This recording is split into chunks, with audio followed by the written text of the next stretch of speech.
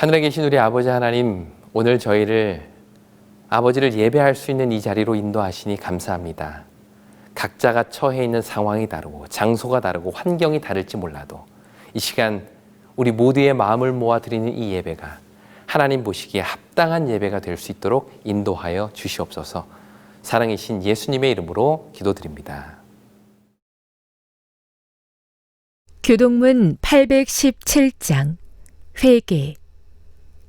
그런즉 이스라엘 온 집은 확실히 알지니 너희가 십자가에 못 박은 이 예수를 하나님이 주와 그리스도가 되게 하셨느니라 하니라. 그들이 이 말을 듣고 마음에 찔려 베드로와 다른 사도들에게 물어 이르되, 형제들아, 우리가 어찌할꼬 하거늘. 베드로가 이르되, 너희가 회개하여 각각 예수 그리스도의 이름으로 침례를 받고 죄 사함을 받으라.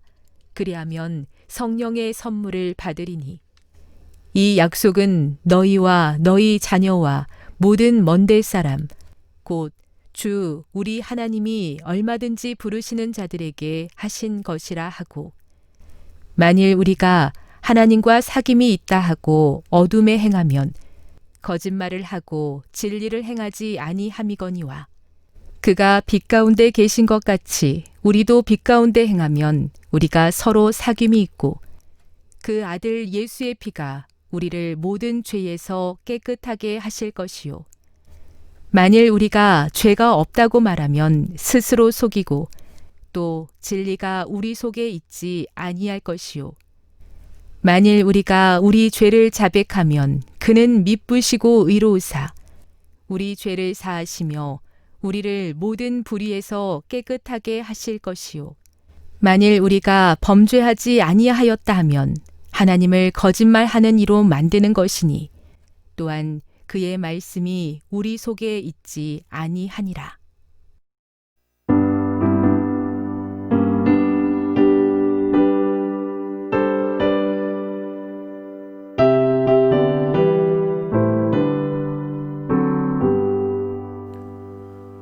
어서 돌아오,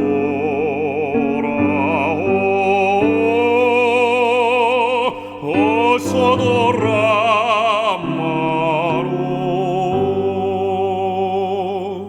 지은 죄가 아무리 무겁고 크기로 주었지 못함당하고 못 받으시리요. 우리 주의 넓은 가슴은 하늘보다 넓고 넓어. 어서 돌아오, 어서 돌아마로.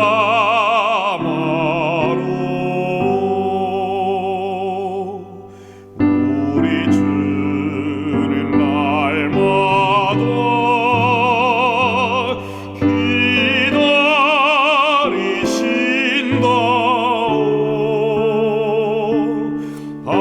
밤마다 문 열어놓고 마음 졸이시며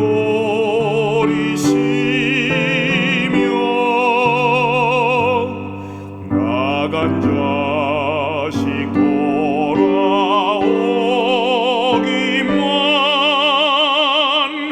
밤새 기다리신다오.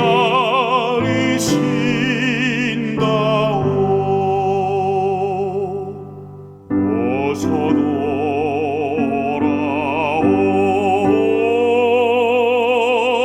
어서 돌아마로.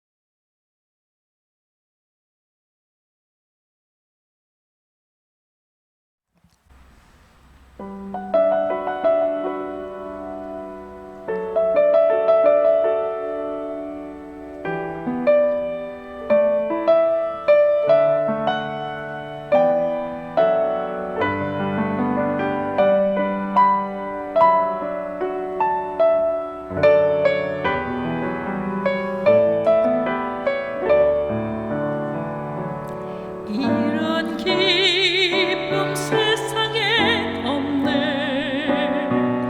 하늘의 백성만 누릴 수 있네. 이런 자유 세상에 없네. 주님의 자녀만 맛볼 수 있네.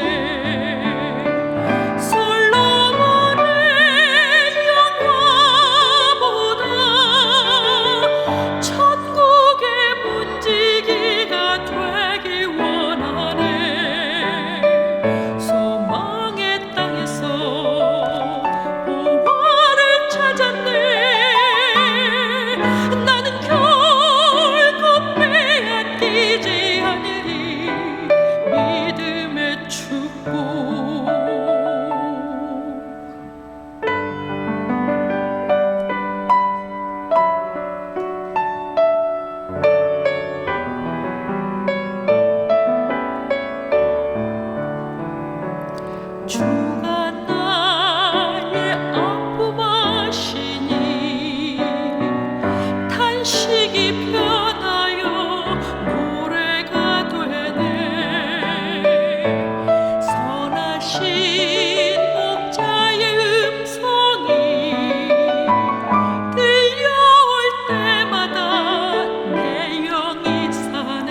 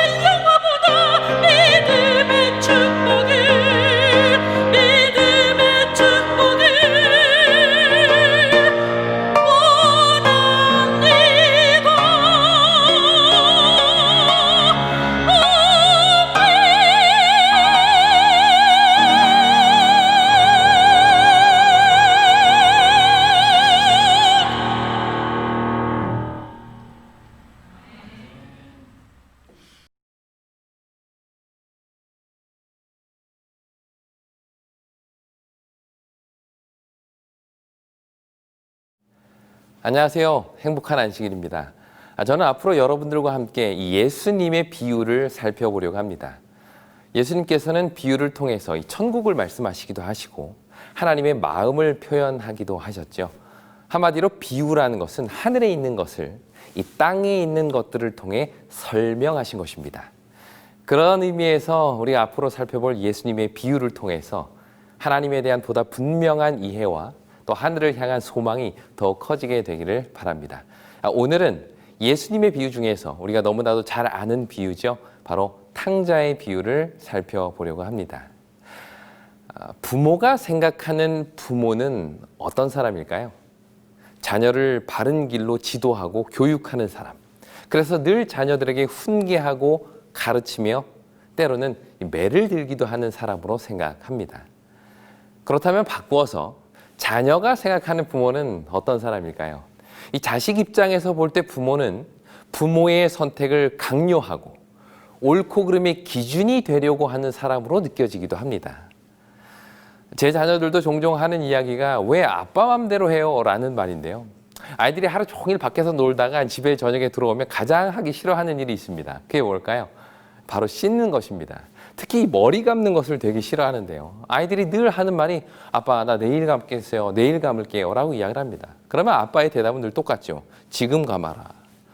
이렇게 시작된 대화는 계속 이어집니다. 왜 그래야 되냐? 어차피 내일도 땀을 흘릴 거니까 내일 감겠다. 그러면 저는 하루 종일 땀을 흘렸고 놀았으니 씻어야 된다. 그러면 아이들 대답하죠. 아니다. 지금 다 말랐다. 대화가 이제 이 정도 진행이 되면 그 다음에는 이제 명령으로 들어갑니다.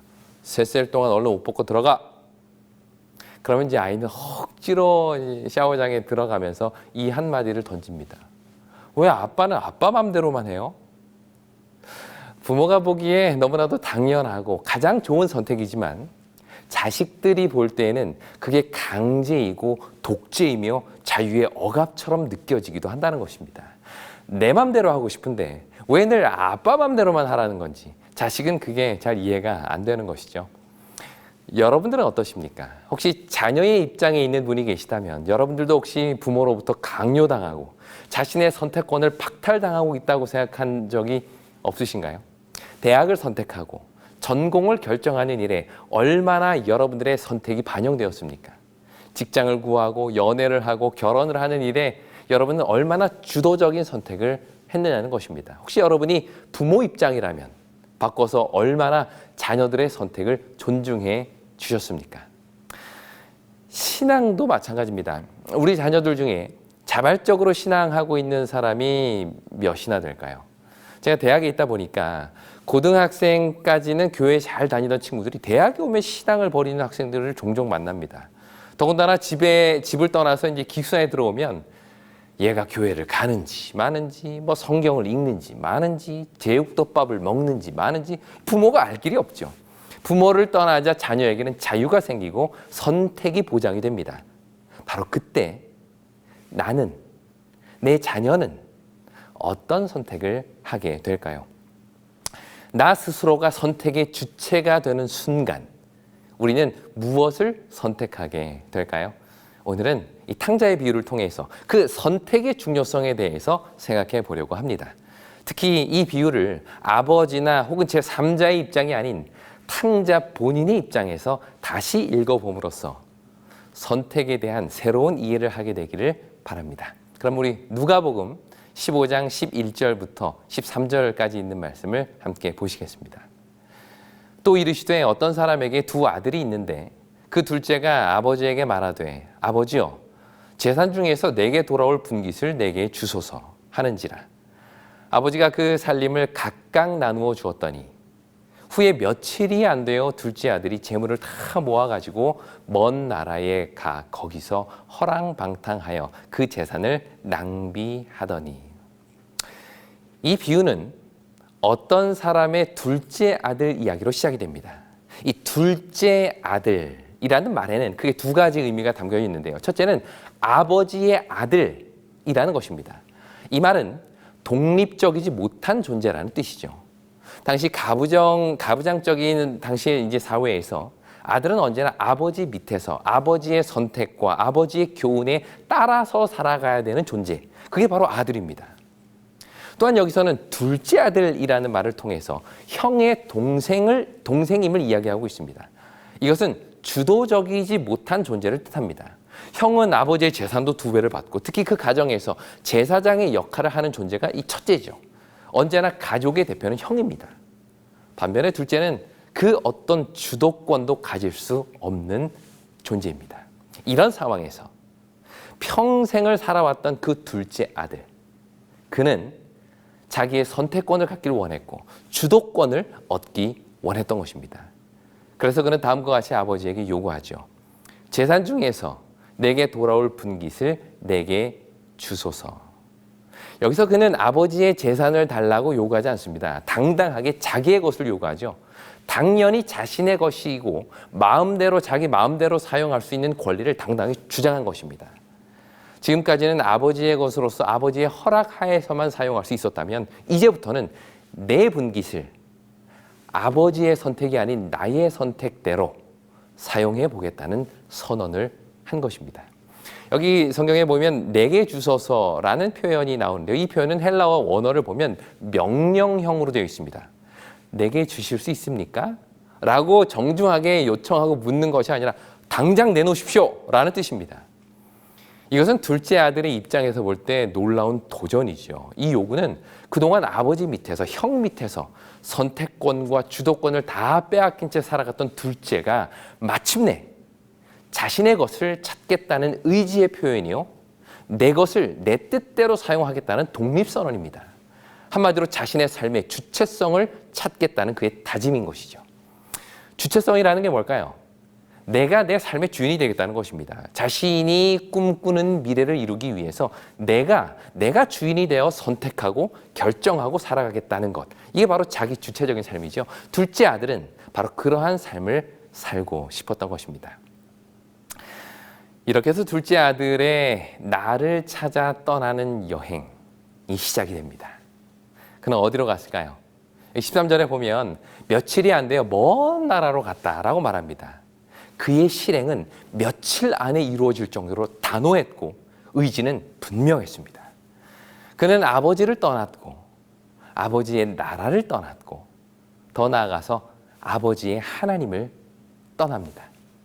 당시 먼 나라라는 것은 이방 나라를 의미하죠. 그곳에는 한마디로 여호와 하나님이 없는 곳, 그분의 낯을 피할 수 있는 곳, 그게 바로 먼 나라입니다. 마치 요나가 여호와의 낯을 피하여 다시스로 가려고 했던 것처럼 둘째 아들의 먼 나라 여행은 그동안 자신을 구속해왔던 모든 것에서 벗어나서 내가 선택하고 내가 결정하고 내가 내 삶의 주체가 되는 삶을 찾아가는 그의 여행이었던 것입니다. 그렇다면 그곳에서의 삶은 어땠을까요? 본문은 그 아들의 삶을 2단어로 표현하는데요. 허랑방탕이라는 단어와 낭비라는 이 2가지 단어입니다. 먼저 이 허랑방탕이라는 말은요, 단순한 어떤 씀씀이가 해픈 것을 이야기하는 것이 아니라 도덕적 평가까지도 포함하고 있는 단어입니다. 이 둘째 아들이 돌아왔을 때 형이 그런 얘기를 하죠. 아버지의 살림을 창기들과 함께 삼켜버린 이 아들. 그 말처럼 본문은 이 둘째가 돈을 옳지 못한 일에 썼다라고 이야기를 합니다. 그의 삶을 나타내는 2번째 단어는 낭비인데요. 이것도 역시 돈을 가치 없이 써버렸다는 것을 뜻합니다. 쓰지 말아야 할 곳에 썼다는 것이죠. 그러나 허랑방탕이라는 말이나 낭비라는 것은 사실 제3자의 입장에서 본 관점입니다. 무슨 얘기인가 하면 둘째 아들 본인에게는 자기가 쓴 이 모든 것은 낭비가 아니라 소비였습니다. 자신이 가치 있다고 생각한 것을 얻기 위해 돈을 쓴 것이죠.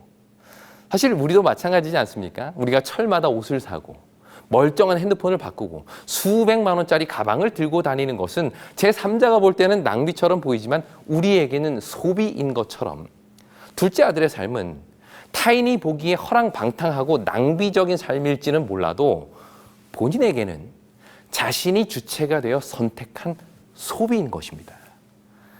흔히 자본주의에서 소비는 미덕이다라고 말하죠. 이 사회가 돌아가게 만드는 가장 큰 원동력이 바로 소비입니다. 그래서 공장은 끊임없이 물건을 만들어내고 사람들은 계속해서 그것들을 소비합니다. 곧 쓰레기가 될 것을 알면서도 우리는 계속해서 소비를 하죠.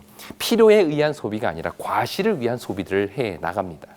그런 의미에서 결국 우리도 둘째 아들과 같이 소비를 통해서 뭔가 자아를 찾고자 하는 그러한 노력들을 하고 있지는 않은가요? 더 좋은 옷, 더 좋은 차, 더 좋은 집, 이런 소비가 마치 진정한 나의 모습을 대변해 주는 것처럼 우리는 소비를 통해서 자아가 실현되고 있음을 느끼게 됩니다. 오늘날 사람들이 자신의 자유를 억압하는 가장 큰 걸림돌을 무엇이라고 생각할까요? 내가 하고 싶고, 내가 먹고 싶고, 내가 사고 싶은 이 모든 욕망들을 못하도록 억압하는 가장 큰 걸림돌. 그렇죠. 그것은 돈입니다. 과거에는 자유를 억압하는 대상이 국가고 국가의 지도자라고 생각을 했죠. 그래서 그들은 자유를 얻기 위해서 국가를 상대로 싸웠고 부패한 지도자와 싸웠습니다. 하지만 오늘날 우리는 그런 자유에는 큰 관심이 없습니다. 단지 관심이 있는 것은 내가 갖고 싶은 핸드폰이 얼마인지, 이번 휴가에 여행을 가려면 얼마를 모아야 하는지에 관심이 있죠.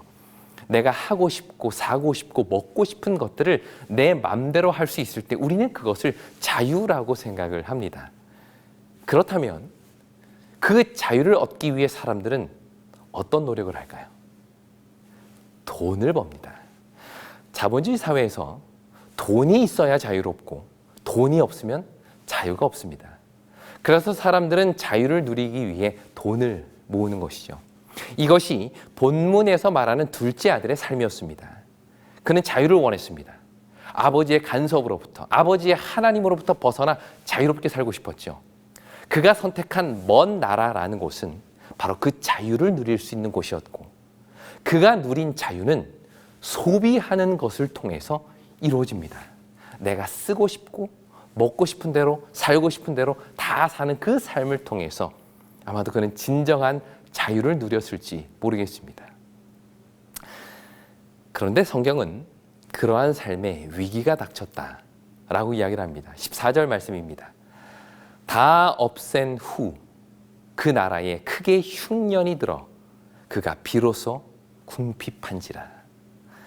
방금 설명했듯이 둘째 아들은 소비를 통해서 자유를 누렸습니다. 어쩌면 그는 자신의 것을 본인이 원하는 방식대로 다 소비했기에 나는 후회 없는 삶을 살았다라고 생각할 수도 있습니다. 나는 충분히 세상을 즐겼다. 나는 내 삶에 만족한다 라고 말이죠. 그런데 문제는 그의 재산은 다 끝났는데 그의 삶은 아직 끝나지 않았다는 것입니다. 소비를 통해서 자아를 실현하고 내 삶의 주체성을 찾으려고 노력했던 그 둘째 아들은 더 이상 소비할 것이 없어지자 주체성도 잃어버리고 맙니다. 소비를 통해서 나를 찾으려고 했던 자들은 가진 것이 없어지는 순간 자신의 주체성도 사라지게 되는 것이죠. 또한 본문은 그 나라에 크게 흉년이 들었다라고 말합니다. 여기서 말하는 그 나라는 어떤 나라일까요? 나로 하여금 주체적 삶을 살게 해주는 나라, 내가 나답게 살 수 있게 해주는 나라, 내가 선택하고 내가 원하는 길을 가고 내가 소비하고 싶은 것을 소비할 수 있는 나라, 아들이 늘 동경하고 꿈꿔왔던 바로 그 나라였습니다.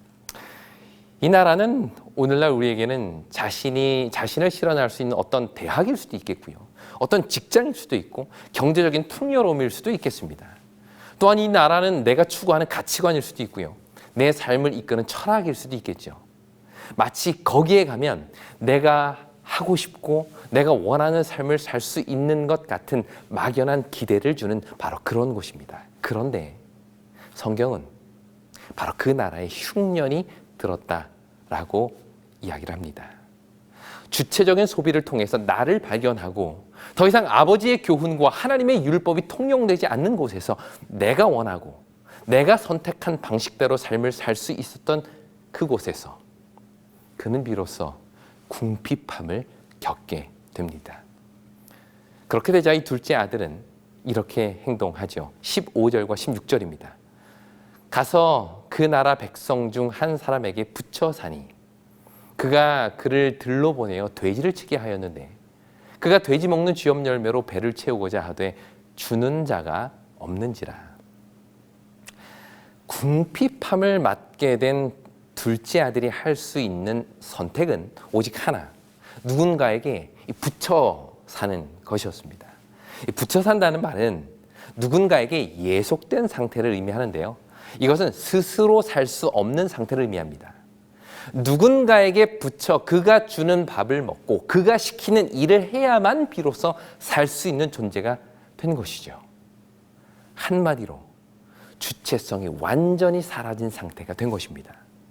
주체성을 찾기 위해 떠난 그가 또다시 누군가의 손 안으로 들어오게 된 것입니다. 본문은 이것을 품꾼이라고 표현을 합니다. 품꾼이 된 사람의 삶은 어떤 것일까요?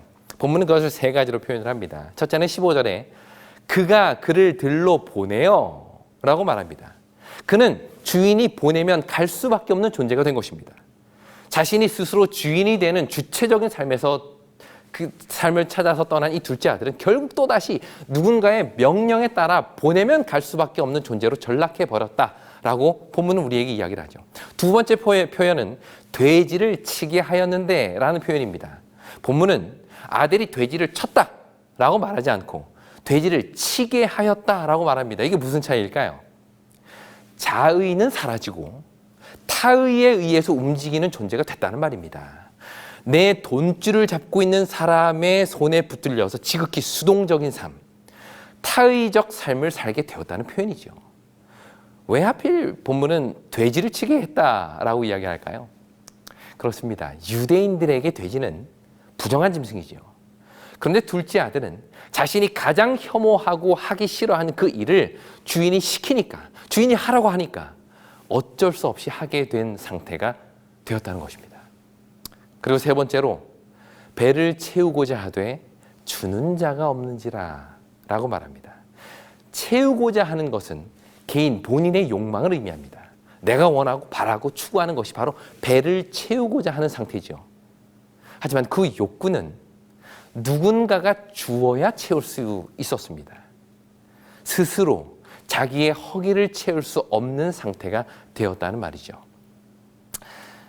이 아들에게 주어진 것은 아무것도 없었습니다. 본인의 허기를 채우고자 하는 욕구가 있었지만 아무도 그에게 주는 자가 없었기 때문이죠. 결국 그는 주체적인 존재가 아닌 철저히 의존적인 존재로 전락해 버렸다고 성경은 이야기합니다.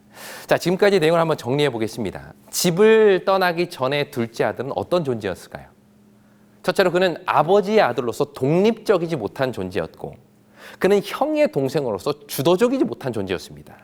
독립적이지 못하고 주도적이지 못했던 이 둘째 아들은 자기 주도적인 삶, 자신이 주체가 되는 삶, 진정한 나를 찾는 삶을 위해 먼 나라로 여행을 떠납니다.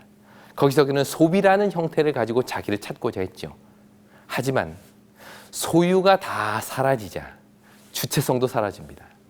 그리하여 둘째 아들은 누군가에 붙여 살 수밖에 없는 존재가 된 것이죠.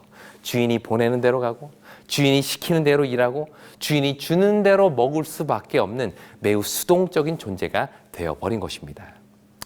그렇다면 이렇게 가난한 품꾼이 되어버린 둘째 아들, 그가 간절히 바라고 희망한 것은 무엇일까요? 17절은 이렇게 이야기를 합니다. 이에 스스로 돌이켜 이르되 내 아버지에게는 양식이 풍족한 품꾼이 얼마나 많은가. 나는 여기서 줄여 죽는구나. 가난한 품꾼의 소망은 다시 아들이 되는 것이 아닙니다. 그의 꿈은 풍족한 품꾼이 되는 것이었죠. 주체적인 삶을 살기 위해 먼 길을 떠났던 그 아들은 결국 그 길 끝에서 궁핍함을 경험하고 마침내 가난한 품꾼이 됩니다. 그런 가난한 품꾼의 유일한 희망은 풍족한 품꾼이 되는 것이었죠. 힘든 일을 시켜도 좋고 일주일에 7일을 다 일해도 좋고 새벽에 나갔다가 밤늦게 들어와도 좋고 어떤 일이든 시키는지 다 할 수 있다는 것입니다. 뭐만 하면 내 삶을 풍족하게만 해주면, 마치 오늘날 돈만 많이 주면 나는 어떤 일이든 남이 시키는 대로 다 살 수 있다라고 말하는 사람들처럼 말입니다. 이렇게 가난한 품꾼에서 풍족한 품꾼을 꿈꾸었던 둘째 아들은 마침내 아버지에게 돌아가 자신의 희망사항을 이렇게 이야기를 합니다. 18절과 19절입니다. 내가 일어나 아버지께 가서 이르기를 아버지, 내가 하늘과 아버지께 죄를 지었사오니 지금부터는 아버지의 아들이라 일컬음을 감당치 못하겠나이다. 나를 품꾼의 하나로 보소서 하리라 하고, 다시 아버지에게로 돌아온 그는 아들이 되는 것은 꿈도 못 꿉니다. 꿈이 있다면, 그가 꿀 수 있는 꿈이 있다면 풍족한 품꾼, 잘 먹고 잘 살 수 있는 품꾼이 되는 것, 그 품꾼이 되게 해달라는 것이 그의 꿈이었죠. 그러나 이에 대한 아버지의 반응은 달랐습니다. 22절입니다. 아버지는 종들에게 이르되 제일 좋은 옷을 내어다가 입히고 손에 가락지를 끼우고 발에 신을 신기라. 본문은 지금 무엇을 말해주고 있는 걸까요? 돌아온 아들에게 제일 좋은 옷을 입히고 손에 가락지를 끼우고 발에 신을 신기는 이 아버지는 지금 이 아들에게 무엇을 보여주는 걸까요? 아버지는 지금 이 행동을 통해서 이렇게 외치는 것입니다. 너는 품꾼이 아니라 내 아들이다. 너희의 삶은 더 이상 풍족한 품꾼이 되는 것이 아니라 다시 내 아들이 되는 것, 다시 아버지의 아들이 되는 것이다 라고 말이죠. 이것이 다시 돌아온 둘째 아들을 향한 아버지의 외침인 것입니다. 이것은 오늘 우리에게 무엇을 보여주고 있는 걸까요? 둘째 아들에게 있어서 아버지라는 존재가 어쩌면 우리에게는 하나님이라는 존재가 아닐까요? 하나님과 함께 사는 삶은 내가 하고 싶은 것도 못하고 내 자유도 사라지고 오직 하나님이 원하는 대로, 하나님이 명하신 대로 복종하면서 살아가야 되는 그런 삶이 아닙니까? 그래서 그 삶이 답답하고 벗어나고 싶지는 않으신가요? 그래서 결국 둘째 아들이 아버지도 없고 아버지의 하나님도 없는 그 먼 나라로 떠났던 것처럼 우리도 역시 내가 내 삶의 주인이 되어 주도적인 삶을 살 수 있는 먼 나라로 걸음을 옮기고 있지는 않으신가요? 그런데 본문은 그렇게 떠난 먼 나라에 흉년이 들고 나를 주체적인 존재로 만든 모든 소유가 다 사라져버렸다고 이야기를 합니다. 결국 스스로 선택하며 사는 삶을 꿈꾸었던 둘째 아들은 그 먼 나라에서 오히려 품꾼이 되어버린 것이죠. 그것도 가난한 품꾼 말입니다. 또다시 주인이 시키는 대로, 주인이 원하는 대로 살 수밖에 없는 그런 존재가 되어버린 것이죠. 이런 상황에서 둘째 아들이 할 수 있는 선택은 두 가지. 계속 먼 나라에서 줄여 죽는 품꾼으로 살든지 아니면 스스로 돌이켜 아버지께로 돌아가든지. 본문의 둘째 아들은 다행히도 후자를 선택합니다. 이렇게 해서 다시 아버지께로 돌아온 둘째 아들은 결국 제자리지요. 아버지를 떠났다가 다시 돌아왔습니다. 이렇게 제자리처럼 보이지만 그러나 한 가지 달라진 점이 있습니다. 그게 뭘까요? 아버지를 떠나기 전의 아들과 떠난 이후에 다시 돌아온 아들의 차이점이 한 가지가 있습니다. 떠나기 전의 아들에게는 없었고 다시 돌아온 아들에게만 있는 것. 그게 뭘까요? 17절을 제가 읽겠습니다. 이에 스스로 돌이켜 이르되 내 아버지에게는 양식이 풍족한 품꾼이 얼마나 많은가. 나는 여기서 줄여 죽는구나. 예전에 아버지와 함께 있던 둘째 아들은 자신이 아버지와 함께 있겠다고 선택한 적이 없습니다. 그 선택은 이미 태어나면서부터 그에게 주어졌죠. 하지만 지금은 다릅니다. 아버지께로 다시 돌아온 그 아들은 스스로 돌이킨 아들입니다. 다시 말해 자신이 아버지에게 가기로 주도적인 선택을 한 것이죠. 예전에는 억지로 어쩔 수 없이 아버지와 함께 있었다면 이제는 내가 좋아서, 내가 원해서, 내가 선택해서 아버지와 함께 있게 된 것입니다. 겉으로 볼 때는 처음이나 지금이나 똑같이 아버지와 함께 있는 것 같지만, 그래서 제자리 걸음한 것 같지만 이전의 아들과 지금의 아들은 전혀 다른 존재입니다. 왜냐하면 다시 돌아온 아들에게는 바로 선택이 있었기 때문이죠. 제가 아는 한 분의 이야기입니다. 이분은 흔히 말하는 PK, 목회자 자녀였습니다. 그러다 보니 그는 태어나면서부터 신앙을 갖게 됐죠. 선택한 것이 아니라 주어진 것이었습니다. 뭐 어릴 때야 부모가 하라는 대로 하고 가자는 대로 가고 기억절도 줄줄 외우고 설교대회 나가면 늘 1등이었습니다. 그런데 점점 자라면서 이 신앙이 답답함을 느끼게 됩니다. 뭐 하나 결정할 때에도 내가 원하는 게 아니라 늘 하나님의 뜻이 무엇인지 찾아야 하는 것이죠. 그게 싫었습니다. 대학을 결정할 때에도 내가 하고 싶은 것은 따로 있는데 부모님은 억지로 자기가 가고 싶은 대학이 아닌 다른 대학, 자기가 가고 싶은 과가 아닌 다른 학과로 억지로 들어가게 된 것이죠. 어쩔 수 없이 그 학과에 들어가서 억지로 4년을 공부합니다. 공부도 사실은 안 하고 교회도 안 가고 내가 하고 싶은 대로 내 삶의 주인이 되는 삶을 살기 시작하게 되죠. 그렇게 직장을 구하고 결혼을 하고 부모로부터 완전히 독립하게 됩니다. 그런 삶을 산 지 20년. 마침내 그는 그의 삶에서 궁핍함을 느끼기 시작합니다. 사실 그때가 처음은 아니었죠. 내가 선택한 삶을 살면서도 순간순간 공허함과 허무함을 느꼈지만 무시하고 덮어두었습니다. 이게 내가 원하는 삶이라고 스스로를 위로하면서 말이죠. 그런데 어느 순간 더 이상 그 궁핍함을 견딜 수 없는 상황에 이르게 됩니다. 그는 그때 비로소 스스로 선택하여 교회 주소록을 찾기 시작합니다. 그리고는 어느 안식일에 집과 가장 가까운 교회를 찾게 되죠. 처음 오는 교회지만 그 모든 것이 낯설지 않게 느껴지는 이유는 뭘까요? 그는 거기서 지금까지 자신을 기다리고 계신 아버지 하나님을 만나게 되었다라고 고백을 합니다. 그는 비로소 스스로 선택한 아버지와의 삶을 시작하게 된 것이죠. 이 모습이 얼마든지 우리의 이야기가 될 수 있습니다. 우리는 둘째 아들이 걸었던 이 길 중에 어디쯤에 서 계신가요? 오늘 말씀을 마무리하면서 그가 걸었던 길을 한번 요약해 보도록 하겠습니다. 첫째는 자신의 선택이 없이 억지로 아버지와 함께한 단계입니다. 어떤 분은 모태신앙으로 태어나서 습관적으로 신앙을 하긴 하지만 그 속에 기쁨도 없고 만족도 없고 감사도 없는 신앙을 하고 계시진 않으십니까? 1단계입니다. 그 다음 단계는 자신의 선택으로 아버지를 떠나 허랑방탕하게 사는 단계입니다. 신앙 안에서 사는 것이 답답하고 숨막혀서 하나님을 떠나 내가 원하는 대로, 내가 하고 싶은 대로 마음껏 소비를 누리며 사는 사람들도 있을 것입니다.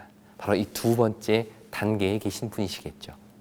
세 번째 단계는 허랑방탕한 삶을 산 이후에 비로소 궁핍함을 경험한 단계입니다. 그렇게 살다 보니, 그렇게 소비를 통해서 내가 뭔가 나를 채워보려고 하니 뭔가 채워지고 행복하고 삶이 즐거울 줄 알았는데 점점 더 공허하고 무의미함을 느끼고 있는 분들도 계실지 모르겠습니다. 삶의 궁핍함을 경험하는 단계, 바로 이 세 번째 단계입니다. 그리고 마지막 네 번째는요, 스스로 돌이켜 스스로 선택하여 아버지께로 돌아오는 단계입니다. 이러한 궁핍함을 도저히 스스로 해결할 수 없어서 이 시간 다시 하나님 앞에 통회하는 마음으로 나와 계신 분들이 계시겠죠. 나 같은 사람도 받아주실까라는 두려운 마음으로 낯설고 어색하지만 다시 아버지께로 돌아온 그 사람들, 바로 네 번째 단계입니다. 물론 우리가 다 둘째 아들처럼 먼 나라로 떠나는 것은 아닙니다. 오히려 이것은 어떤 의미에서는 용기 있는 자들의 선택이죠. 보다 많은 사람들은 아버지와 함께 있으면서 그 마음으로 늘 먼 나라를 동경하면서 삽니다. 사실 이게 누구 이야기일까요? 맞습니다. 바로 마다들의 이야기입니다. 이 비유, 탕자의 비유의 후반부에 가면 마다들의 이야기가 나오는데 그 이야기는 다음 시간에 나를 찾아 떠나는 여행 2라는 제목으로 자세히 여러분들과 나누도록 하겠습니다. 오늘 설교를 마무리하면서 저는 여러분께 묻고 싶습니다. 진정한 주체성이란 무엇일까요? 오늘 본문은 우리에게 말합니다. 진정한 자유는 바로 아들이 되는 것입니다. 아들의 삶을 살기로 선택하는 것. 이것이 가장 주체적인 삶입니다. 그 선택의 시간이 오늘 우리에게도 있게 되기를 간절히 바랍니다. 지금까지는 부모의 하나님, 가족의 하나님, 내 아내의 하나님, 혹은 시부모의 하나님 아래 살아왔다면 이제는 내가 선택한 하나님을 만나게 되기를 간절히 바랍니다. 그 여행 끝에 우리를 기다리고 계시는 아버지 하나님을 만나는 놀라운 이야기가 우리의 각자의 삶에서 펼쳐지게 되기를 간절히 바라면서 오늘 말씀을 마치겠습니다.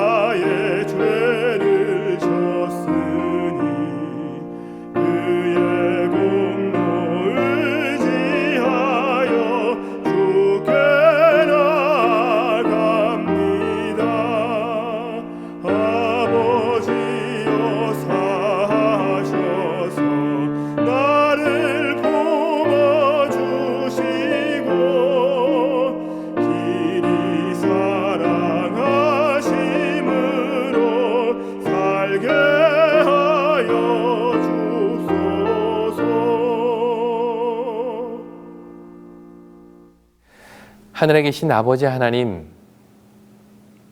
여전히 우리를 기다려주시고 우리가 선택하여 스스로 돌이키고 돌아올 때까지 기다려주시니 그 은혜를 감사드립니다.